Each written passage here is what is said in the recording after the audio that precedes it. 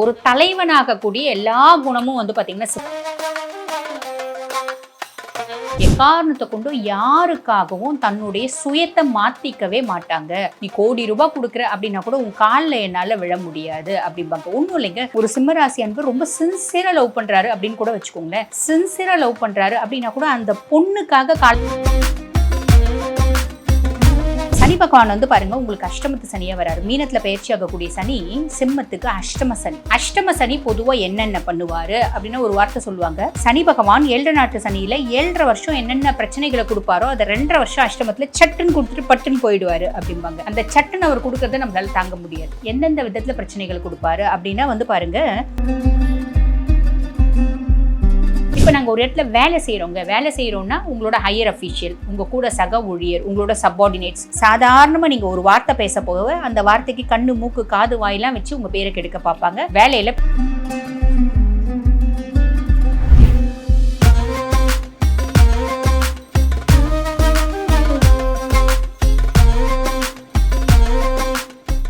Real one ஆன்மீக நேயர்களுக்கு வணக்கம். நான் டாக்டர் தீபா லாலன். இன்னைக்கு நம்ம என்ன டாபிக் பற்றி டிஸ்கஸ் பண்ண போகிறோம் அப்படின்னா சனி பெயர்ச்சி பலன்கள் தாங்க பார்க்க போகிறோம். இந்த சனி பெயர்ச்சி எப்போ நடக்க போகுது அப்படின்னா 29 மார்ச் 2025 தோராயமாக 10 மணிக்கு மேலே சனி பகவான் கும்பத்துலேருந்து மீனத்துக்கு பயிற்சி ஆகிறார். அப்படி கும்பத்துலேருந்து மீனத்துக்கு பயிற்சி ஆகக்கூடிய சனியினால நிறைய ராசிகளுக்கு அபரிவிதமான நற்பலன்கள் அப்படின்றது கிடைக்கதான் போகுது. ஒரு சிலர் சந்தேகத்தில் கேட்குறாங்க, சனி பயிற்சியே இப்ப இல்லைன்னு சொல்றாங்களேம்மா, அது உண்மைதானா அப்படின்னு. பொதுவா வந்து பாருங்க, திருக்கணித பஞ்சாங்கம் அப்படின்றதற்கு வாக்கிய பஞ்சாங்கம் அப்படின்றதற்கு. திருக்கணித பஞ்சாங்கம் பிரகாரம் 29 மார்ச் 2025 சனி பகவான் பயிற்சியாக போறார். புரியுதுங்களா? வாக்கிய பஞ்சாங்கம் பிரகாரம் கிடையாது. 2 பஞ்சாங்கமும் யூஸ் பண்றது உண்டு. பெரும்பாலும் நவகிரக ஸ்தலங்கள்ல வந்து பாத்தீங்கன்னா வாக்கிய பஞ்சாங்கம் யூஸ் பண்ணுவாங்க. சரிங்களா? சரி, அப்படி பயிற்சி ஆக்கக்கூடிய சனி பகவான் நான் முன்னமே சொன்ன மாதிரி நிறைய ராசிகளுக்கு அபரிவிதமான நற்பலன்கள் கொடுக்க போறாரு. என்னென்ன ராசிகளுக்கு எந்தெந்த விதமான நற்பலன்கள் வரப்போகுது, எந்தெந்த ராசிகள் எந்தெந்த விஷயத்துல ரொம்ப ஜாக்கிரதையா இருக்கணும் அப்படின்றதும் இந்த பதிவுல நல்ல விவரமா பார்க்கலாம், விரிவா பார்க்கலாம். சிம்ம ராசி அன்பர்கள், பொதுவாகவே சிம்மத்தை பத்தி சொல்லணும் அப்படின்னா சூரியன் ஆதிக்கம் பெற்ற ஒரு பர்சனாலிட்டிஸ் அப்படின்னு தான் சொல்லலாம். சிம்மம் ஆளுமை அப்படின்றது ஜாஸ்தி உண்டுங்க, நல்ல ஆளுமை உண்டு. அதாவது எந்த ஒரு விஷயத்தை கொடுத்தாலும் பர்ஃபெக்டா செய்யக்கூடியவங்க இந்த சிம்மம், துலாம், விருச்சிகம் இதெல்லாம். அதுலயும் சிம்மம் வந்து பாருங்க பயங்கர பர்ஃபெக்டா செய்வாங்க. தான் வந்து பாருங்க சமுதாயத்தில் ஒரு செல்வாக்கோட டிக்னிஃபைடு பர்சனாக இருக்கணும் அப்படின்றத நினைப்பாங்க. தான் மட்டும் இல்லை, தன்னோட ஃபேமிலியும் அப்படி இருக்கணும் அப்படின்னு ஆசைப்படுவாங்க. இப்போ நம்ம ஃபேமிலியில் யாரை பற்றியாவது பெருமையாக சொல்கிற மாதிரி அவங்களோட ஒரு வாழ்க்கை முறை, குணாதிசயங்கள் இருக்குது, அவங்களோட ஸ்டேட்டஸ் இருக்குது, கேலிபர் இருக்குது, டிக்னிட்டி இருக்குன்னா மட்டும்தான் அவங்கள பற்றி பேசுவாங்க. இல்லைனா அவங்கள பற்றி பேசவே மாட்டாங்க, அவங்கள பற்றி பேச்சே எடுக்க மாட்டாங்க. ஒன்றும் இல்லை, ஒரு சிம்மராசி ஜென் இருக்காங்க, அவங்க ஒய்ஃப் வந்து நல்லா படிச்சிருக்காங்க, நல்ல திறமை இருக்குது, நல்ல இடத்துல வேலை செய்கிறாங்க, நல்லா சம்பாதிக்கிறாங்க. சம்பாதிக்கல, எங்கள் ஃபேமிலியிலே வந்து ரொம்ப திறம்பட செயல்படுறாங்க அப்படின்னா அவங்கள பற்றி பேசுவாங்க சபையில். அவங்கள பற்றி பெருமையாக மற்றவங்க கிட்ட சொல்லுவாங்க. அவங்க வந்து ஒன்றுமே படிக்கல, ஒன்றுத்துக்குமே பிரயோஜனம் இல்லை, ரொம்ப மக்கா இருக்காங்க அப்படின்னா அவங்கள பற்றி பேசவே மாட்டாங்க அப்படின்னு தான் சொல்லணும். ஸோ எல்லா விதத்துலையும் எனக்கு என்னோட ஸ்டேட்டஸ் முக்கியம், என்னோட சுய கௌரவம் முக்கியம், செல்ஃப் ரெஸ்பெக்ட் முக்கியம் அப்படின்னு நினைக்கக்கூடியவங்க. எக்காரணத்தை கொண்டும் இந்த நிறைய பேர் வந்து பாருங்கள் தேவையில்லாமல் நடிப்பாங்க. பார்த்தீங்களா? தேவையில்லாமல் நடிக்கிறது, தேவையில்லாமல் ஒருத்தவங்க காலில் விழுறது, இதெல்லாம் சிம்மம் செய்யவே செய்யாது. நிறைய சிம்மம் வந்து பார்த்தீங்கன்னா பாலிடிக்ஸில் இருப்பாங்க. பாலிடிக்ஸில் இருந்தாலும் மற்றவங்களுக்கு ஆர்டர் போடுவாங்க. ஒரு தலைவனாகக்கூடிய எல்லா குணமும் வந்து பார்த்தீங்கன்னா சிம்மத்துக்கு உண்டு. அதே மாதிரி மேஷத்துக்கும் உண்டு. அதாவது ஒரு சிறந்த தலைவன் அப்படின்னா நம்ம சிம்மத்தை எடுத்துக்கலாம். எக்காரணத்தை கொண்டும் யாருக்காகவும் தன்னுடைய சுயத்தை மாற்றிக்கவே மாட்டாங்க. நீ கோடி ரூபாய் கொடுக்குற அப்படின்னா கூட உன் காலில் என்னால் விழ முடியாது அப்படிம்பாங்க. ஒன்றும் இல்லைங்க, ஒரு சிம்மராசி அன்பு ரொம்ப சின்சியராக லவ் பண்ணுறாரு அப்படின்னு கூட வச்சுக்கோங்களேன். சின்சியராக லவ் பண்ணுறாரு அப்படின்னா கூட அந்த பொண்ணுக்காக காலில் விழ மாட்டார். அதுதான் சிம்மம். ஆனால் சாதாரணமாக லவ் பண்ணால் கூட அந்த லவ்வர் காலிலேயே உழுந்து கிடக்கும். இதுதான் ரிஷபம் அப்படின்னா. ஆக இது வந்து பாருங்க சிம்மத்தினோட ஒரு எக்ஸ்ட்ராடினரி கேரக்டர். இதெல்லாம் வந்து ஒரு பெரிய ப்ளஸ்ஸு. பட் பியாண்ட் தட் வந்து பார்த்தீங்கன்னா இதுவே வந்து நிறைய இடத்துல மைனஸாக இருக்கும். எப்பயுமே வந்து நம்ம நேராகவே இருக்கணும் அப்படின்னா நம்மளால முடியாது இல்லைங்களா? வளைஞ்சி நெளிஞ்சி தானே நம்ம வாழணும். அந்த மாதிரி எக்காரணத்தை கொண்டு வளைவு சுழிவு அப்படின்றத அவங்க வந்து ஃபாலோ பண்ணவே மாட்டாங்க. அதே மாதிரி பாருங்க, ரொம்ப பர்ஃபெக்ஷனிஸ்ட். எந்த ஒரு வேலை கொடுத்தாலும் மற்றவங்க ஒரு பூத கண்ணாடி வச்சு அந்த வேலையில் குத்தம் கண்டுபிடிக்கலாம் அப்படின்னு பார்த்தா கூட குத்தம் கண்டுபிடிக்க முடியாது அப்படின்னு சொல்லலாம். ஒன்றும் இல்லைங்க, ஒரு சிம்மராசி அன்பர்களை சாதாரண ஒரு வேலை கொடுத்தீங்களானா கூட அவங்க செய்கிற மாதிரி பர்ஃபெக்டாக வேறு யாராலையும் செய்ய முடியாது. அந்த அளவுக்கு ரொம்ப பர்ஃபெக்டாக செய்வாங்க. ஃபஸ்ட்டு சிம்மம், 2வது துலாம், பர்ஃபெக்ஷனிஸ்ட் அப்படின்னு சொல்லலாம்.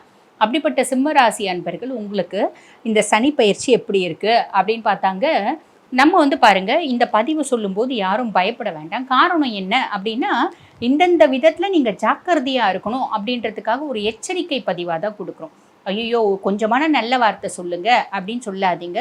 பொதுவாக வந்து பாருங்க, நாங்கள் பயிற்சி பலன்கள்லாம் கொடுக்கறது எதுக்கு அப்படின்னா, உள்ளதை உள்ளபடியே காட்டும் கண்ணாடி போல் நாங்கள் சொல்லும்போது உங்களுக்கு அது நல்ல விஷயமா இருக்கும். காரணம் என்ன அப்படின்னா, உதாரணத்துக்கு சொல்கிறோம் அப்படின்னு வச்சுக்கோங்களேன், நம்ம ஒரு தெருவுக்கு போகிறோம், அங்கே பெரிய பாம்பு போச்சு.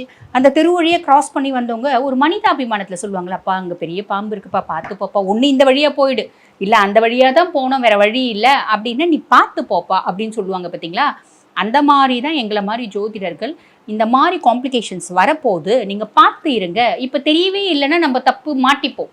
முன்னாடியே எல்லா ஜோதிடர்களும் வந்து உருட்டுனாங்கப்பா, நல்லாகுதுன்னாங்க, நாங்கள் நம்பி ஏமாந்துட்டுப்போம் அப்படின்னு சொல்கிறவங்களும் அப்படின்னு கமெண்ட் போடுறவங்க எத்தனை பேர் இருக்கீங்க. அதனால் நாங்கள் அந்த மாதிரி சொன்னால் உருட்டாதீங்க அப்படிங்கிறீங்க, உள்ளதை உள்ளபடி சொன்னால் என்ன சொல்கிறீங்க, கொஞ்சமான நல்ல வார்த்தை பேசுங்க அப்படின்றீங்க. ஆக கமெண்ட் போடுறவங்க ஒரு விதத்தில் கமெண்ட் போட்டுட்டு தான் இருப்பீங்க. இருந்தாலும் நாங்கள் வந்து பாருங்கள், பொதுவாக நான் வந்து பார்த்தீங்கன்னா எப்பயுமே உள்ளதை உள்ளபடியே சொல்லிடுவேன். காரணம் என்ன அப்படின்னா, நம்ம கொஞ்சம் ஜாக்கிரதையாக எந்தெந்த விதத்தில் இருக்கணும் அப்படின்னு தெரிஞ்சால் நம்ம பல அசம்பாவிதங்களை தடுக்க முடியும். அதுக்காக உள்ளதை உள்ளபடியே சொல்கிறேன். புரியுதுங்களா? இப்போ சனி பகவான் வந்து பாருங்க, உங்களுக்கு அஷ்டமத்து சனியாக வராரு. மீனத்தில் பயிற்சி ஆகக்கூடிய சனி சிம்மத்துக்கு அஷ்டம சனி. அஷ்டம சனி பொதுவாக என்னென்ன பண்ணுவார் அப்படின்னா, ஒரு வார்த்தை சொல்லுவாங்க, சனி பகவான் 7 நாட்டு சனியில் 7.5 வருஷம் என்னென்ன பிரச்சனைகளை கொடுப்பாரோ அதை 2.5 வருஷம் அஷ்டமத்தில் சட்டுன்னு கொடுத்துட்டு பட்டுன்னு போயிடுவார் அப்படிம்பாங்க. அந்த சட்டுன்னு அவர் கொடுக்கறத நம்மளால தாங்க முடியாது. எந்தெந்த விதத்தில் பிரச்சனைகள் கொடுப்பாரு அப்படின்னா வந்து பாருங்க, விஷயம் நம்ம கையில் நிறைய கேஷ் இருக்குன்னு வச்சுக்கோங்க, அந்த கேஷ் அப்படியே பிடுங்கிடுவார். எப்படி பிடுங்குவார்? நாங்கள் ரொம்ப வந்து டேலண்டட் பர்சனாலிட்டிஸ் ஆச்சு, எப்படி எங்கள் கிட்ட இருந்து பிடுங்குவார் எப்படி அப்படின்னா, நம்ம ரொம்ப நம்பிக்கையானவங்க கொடு நாளைக்கு தரேன்னு வாங்குவாங்க, கொடுக்கவே மாட்டாங்க. இல்லைன்னா ரொம்ப நம்பிக்கையானவங்களை நம்பி ஒரு இன்வெஸ்ட்மெண்ட் பண்ணியிருப்போம், ஏமாத்திடுவாங்க. இந்த விஷயத்தில் கையில் இருக்க காசை கரைக்க பார்ப்பாரு. எக்காரணத்தை கொண்டு யாரை நம்பியும் காசு கொடுக்காதீங்க. இது ஃபர்ஸ்ட் விஷயம். 2வது விஷயம், தொழில். நம்மளுக்கு அடுத்து வந்து பாருங்கள், எங்கே நம்மளுக்கு வந்து பஞ்சாயத்து வைப்பார் அப்படின்னா, நம்ம தொழில் செய்கிற இடத்துல நம்ம பாட்டன் சிவனேன்னு ஒரு பெரிய லெவலில் நல்ல டேலண்டட் பர்சனாலிட்டி சாதாரண ஒரு வார்த்தை சொல்லியிருப்போம். அந்த வார்த்தை பெருசாக வில்லங்கமாகி பெரிய காம்ப்ளிகேஷன் ஏற்படுத்தி தொழிலில் ஒரு யூனியன் ஸ்ட்ரைக் வரைக்கும் போகும். ஒன்றும் இல்லை, ஒரு பெரிய கன்சர்ன் வச்சு நீங்கள் நடத்துறீங்க அப்படின்னு வச்சுக்கோங்களேன், ஒரு பெரிய ஃபேக்ட்ரி வச்சு நடத்துறீங்க அப்படின்னா உங்ககிட்ட ஒரு பர்சன் வேலை செய்வார். அவனை ஒரு வார்த்தை திட்டியிருப்பீங்க, அந்த திட்டத்துக்கு நீங்கள் தேவையில்லாமல் திட்டியிருக்க மாட்டீங்க, அவர் தப்பு செஞ்சிருப்பாரு, திட்டியிருப்பீங்க. அது வந்து பாருங்கள், என்னை தேவையில்லாமல் திட்டினா அப்படின்னு சொல்லிட்டு ஒரு யூனியன் ஸ்ட்ரைக் போயிட்டு ஒரு 5 நாள் 6 நாள் வேலைன்றது முடங்கும். இது பெரிய லெவலில் இருக்குது உங்களுக்கு. இப்போ நாங்கள் ஒரு இடத்துல வேலை செய்கிறோம்னா உங்களோட ஹையர் அஃபீஷியல், உங்கள் கூட சக ஊழியர், உங்களோட சப்பார்டினேட்ஸ், சாதாரணமாக நீங்கள் ஒரு வார்த்தை பேச போக அந்த வார்த்தைக்கு கண்ணு மூக்கு காது வாயெல்லாம் வச்சு உங்கள் பேரை கெடுக்க பார்ப்பாங்க, வேலையில் பிரச்சனை பண்ண பார்ப்பாங்க. இது ஞாபகம் வச்சுக்கோங்க. 2வது வேலை.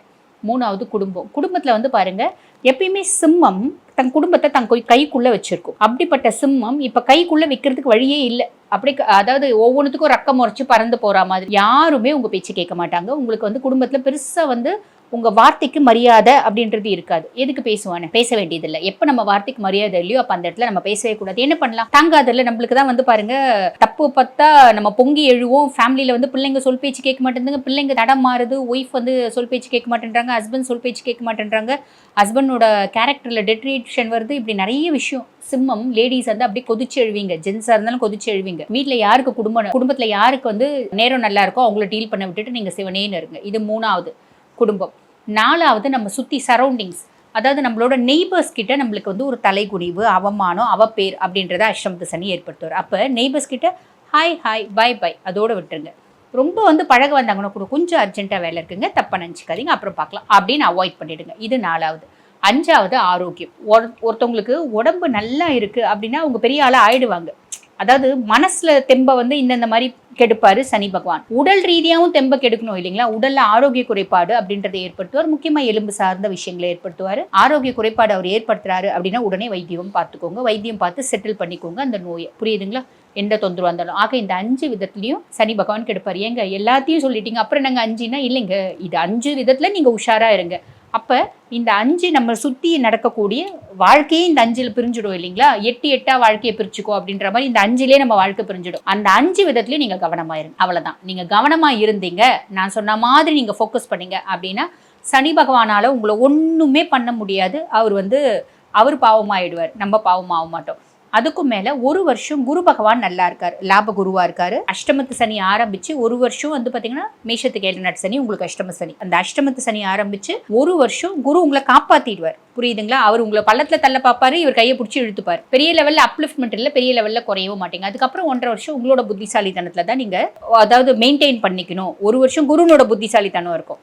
அதுக்கப்புறம் 1.5 வருஷம் உங்களோட புத்திசாலித்தனத்துல நீங்க மெயின்டைன் பண்ணிக்கணும். புரியுதுங்களா? எந்தெந்த விஷயத்துல ஜாக்கிரதையா இருக்கணும் அப்படின்னு. ஓகே, இப்ப ஓகேங்க, நீங்க சொல்லிட்டீங்க. இதுக்கு ஏதாவது பரிகாரம் இருக்கா? இருக்கு. உலகத்திலேயே வந்து பாத்தீங்கன்னா அஷ்டம சனிக்குன்னு இருக்க ஒரே ஒரு பரிகார ஸ்தலம் எது அப்படின்னா, அறந்தாங்கி பக்கத்துல எட்டியத்தளி அப்படின்ற ஒரு வில்லேஜ் இருக்கு. அங்க இருக்க அகஸ்தீஸ்வரர் கோயில். அகஸ்தீஸ்வரர் நிறைய இடத்துல இருக்காரு. ஆனா அஷ்டம சனிக்கு பரிகார ஸ்தலமா இருக்கு அகஸ்தீஸ்வரர் கோயில், அதுதான். புரியுதுங்களா?